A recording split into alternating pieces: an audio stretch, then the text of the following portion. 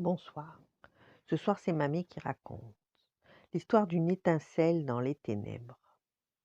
Autrefois, les hommes préhistoriques vivaient sans feu. Brrr. Ils se gelaient dès que l'hiver arrivait. Et en ce temps-là, l'hiver arrivait souvent et durait très longtemps. Burk, ils devaient manger tout cru leur steak de mammouth. Et parfois, ils servaient de steak à leur tour, aux ours des cavernes ou aux tigres à dents longues, aux autres affreuses bestioles qui hantaient les parages et qu'ils ne pouvaient effrayer. Bref, sans feu, la vie n'était pas très rigolote. Mais un jour, un brave homme de Cro-Magnon faillit changer la vie de toute l'humanité. Il s'appelait Grouic et c'était un guerrier un peu freluquet, très poilu et pas très adroit. Comme il était incapable d'assommer un rhinocéros à coups de massue, on lui avait confié la tâche la plus ingrate. Il devait ramasser dans les collines, au péril de sa vie, de l'argile et des cailloux qui serviraient à fabriquer des outils, de la peinture, des armes. Ce jour-là, Gruic venait de finir sa collecte habituelle.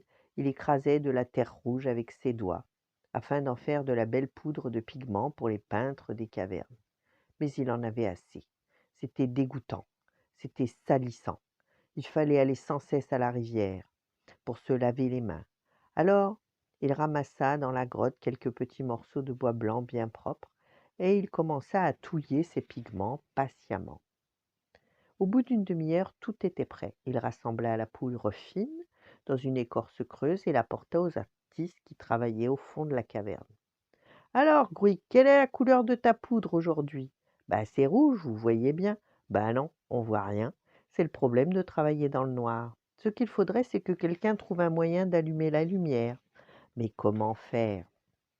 En arrivant devant ces ustensiles, il regardait ces petits morceaux de bois blanc.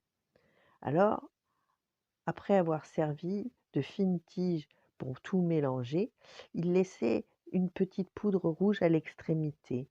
Il les contempla longtemps et une idée surgit dans son cerveau.